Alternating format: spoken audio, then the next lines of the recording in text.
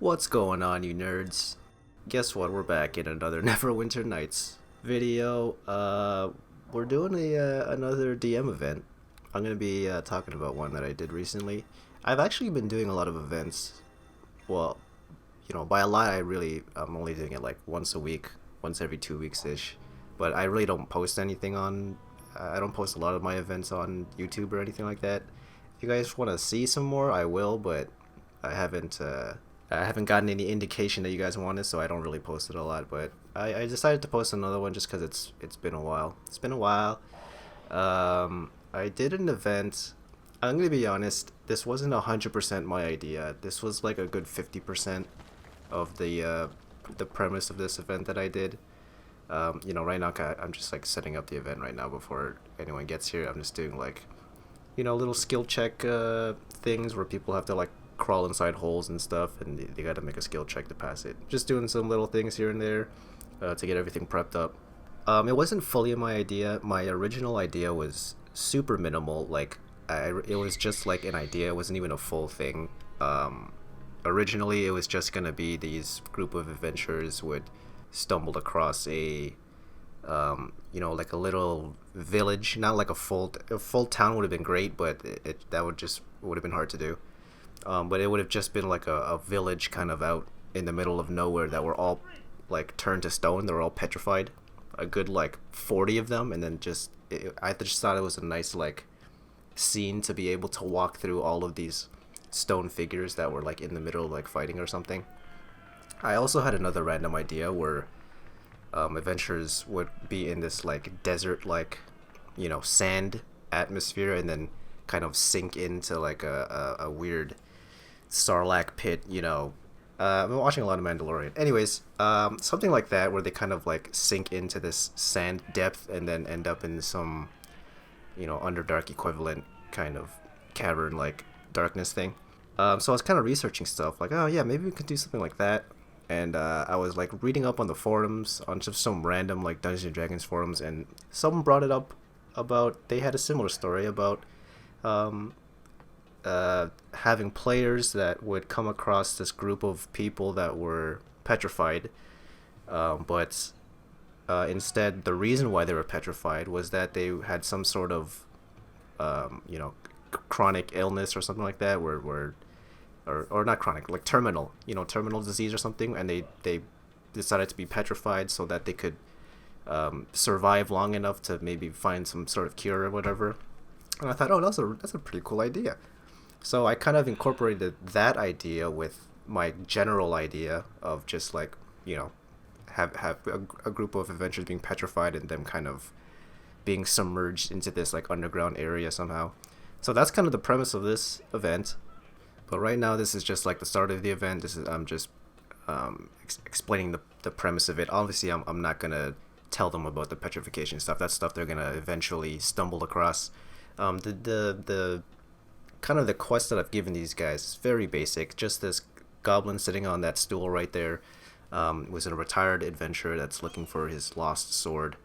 That goblin's favorite weapon was a long sword, so he's asking these group of adventurers to recover his sword that was taken from him in this old ruins that's very, very north of where they currently are in the wintry lands that is up north. So they're about to travel by caravan to that place. As they're kind of traveling, I'm kind of working on the fly because I'm not really sure who's coming to this event. So as people are coming in, I'm sort of changing things along the way. I had to go back to change a couple of encounters. I had to remove some, golems and some creatures here and there. But now they get to this city that is nearby the ruins. They're kind of just asking for general direction. So I'm playing this legionnaire, kind of like the guard of this particular city. Kind of just having some small talk and telling them, oh, you got to go this way. It's a couple of leagues out. And to be cautious or whatnot. So I cut out most of this trip. They were kind of just walking overland towards these ruins. We're actually in the ruins right now. I just cut out the, exterior walking part because I didn't really do anything that was just kind of required traveling to get here. For the most part, I didn't really do a lot of custom encounters at least for this particular part, I'm kind of just waiting for a certain section where I'll sort of take over. But here I'm kind of just letting them roam around, just fight the random enemies that spawn based on their, the amount of players in the party and the amount of level per character. Kind of like the average level, though the system will sort of just randomly generate certain creatures. They had a couple times where they just walked into traps that they couldn't see. So we're heading into this next part where basically, I'm kind of going to take control of this. It was a little bit of a cop-out, I will admit. As a DM or a GM in a D&D game, you want to try to make things flow, the decisions that the players would make, you would kind of react to that. And generally you want to do it the other way around. You don't really want to control the players. You kind of want to have the players control, or at least attempt to, and then you kind of make dice rolls to figure out if they succeed or fail.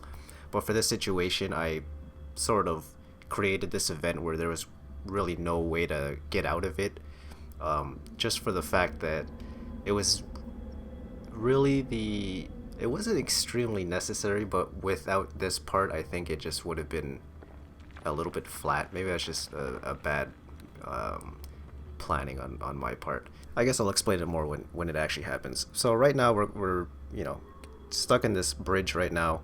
I'm pretty sure I made him a spot check for a certain golem. I was gonna say goblin. Certain golem. That's the clay golem at the top right there. I actually put in the description of the golem that he has the sword. That's the sword that they're looking for, that the goblin hired these adventurers to find. The sword that they need is inside the golem right now. It's kind of sticking out of it. And right now they're just trying to figure out how it's going to work.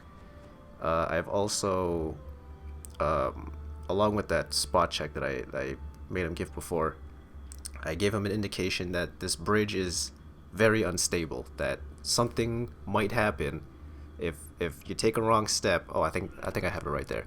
It's a fairly weak bridge, so kind of gives him an indication. Oh, something is probably going to happen here. I guess you can kind of see where I'm going when I say I kind of gave a cop out, where this bridge is eventually going to collapse at a certain point.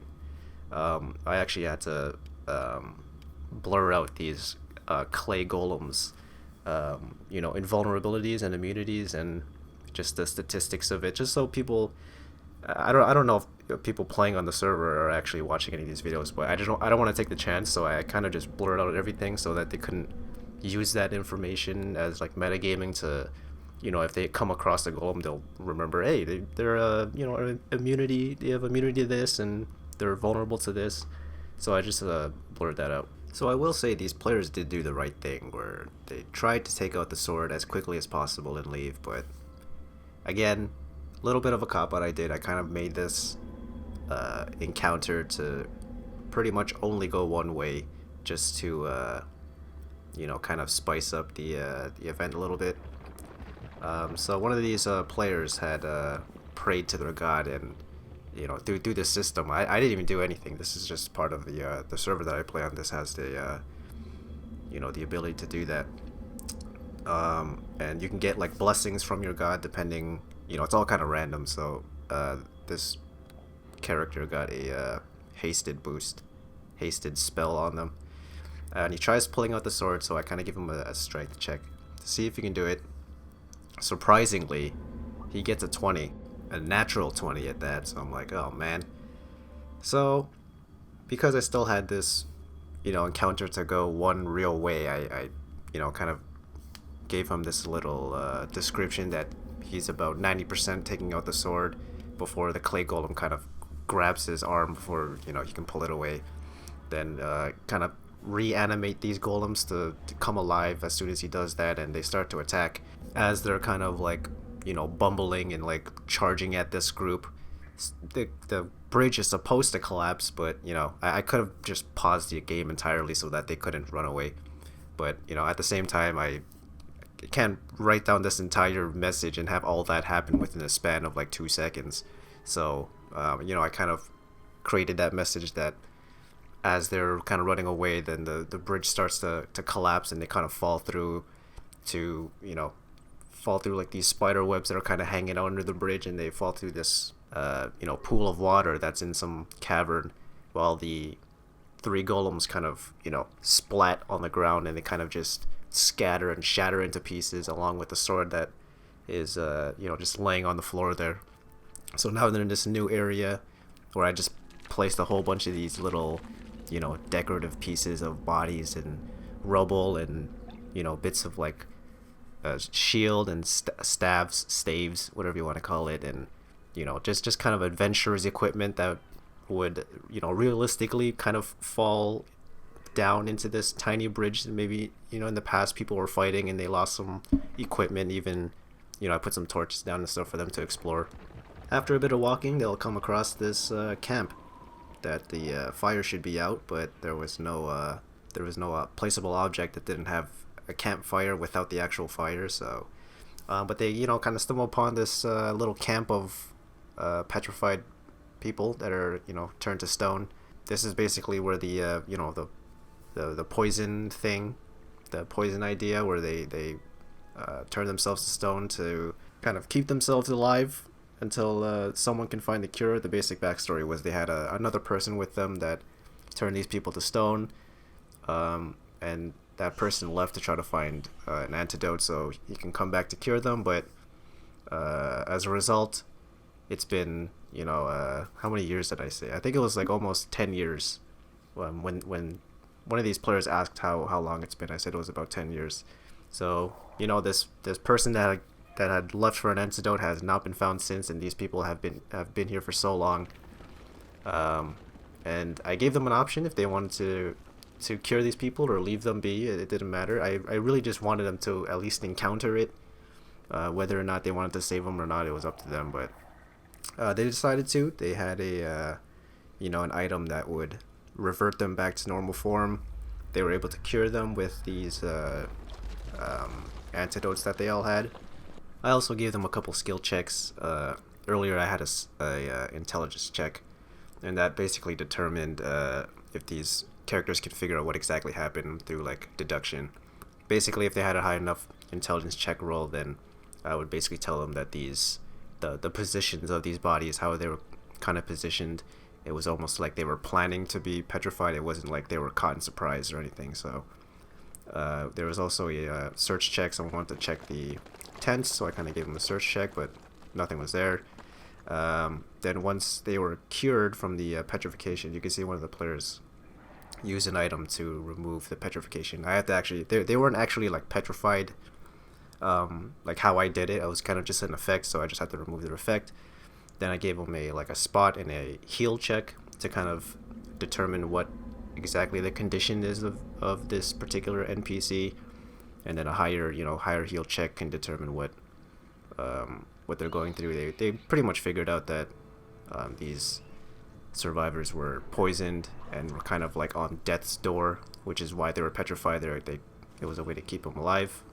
And it was also mentioned to the players that how those survivors were poisoned was from the spider that they were trying to escape from.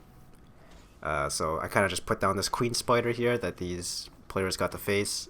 That was very like over leveled to majority of these players. I mean, there's only 4 players, so I think three out of the 4 were pretty under leveled. So it was nice to kind of have a higher level player to kind of be like the safety net. If there's a higher level spawn that I figured it might not be fair to the other 3, at least that one person was there to be able to handle it.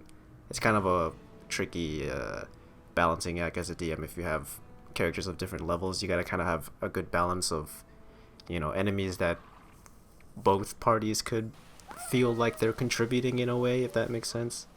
But that's pretty much it. That's the and they temporarily leave the survivors there to recover while they kind of clear a path, while these adventurers kind of clear a path to the exit, and then they would eventually roleplay that they take these survivors out, and that was pretty much the event.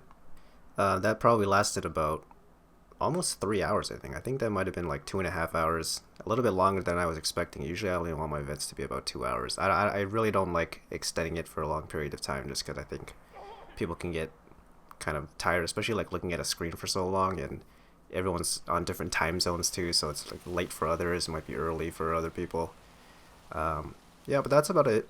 That's the event. I think I called it Preservation, kind of a play on, being turned to stone. They were preserved. And it's also about the goblin's sword, like preserving his favorite sword, preservation. Um, that was the event. If you guys want to hear or see more, I wouldn't mind doing it. I don't know how often. Well, not how often. I don't know how interested people are in seeing it, so I don't upload a lot of the actual DM events. But if you guys want to see more, then let me know. I'll do it. I try not to reveal too much about the on the DM side, just because I don't want any of the players to see the stuff behind the scenes that they shouldn't be seeing. Let me know how you guys enjoyed the video. If you want to see more DM type content, I don't mind doing it. Thanks guys for watching. Stay safe out there. Pandemic's still going on. Yeah, that's it. Later, nerds.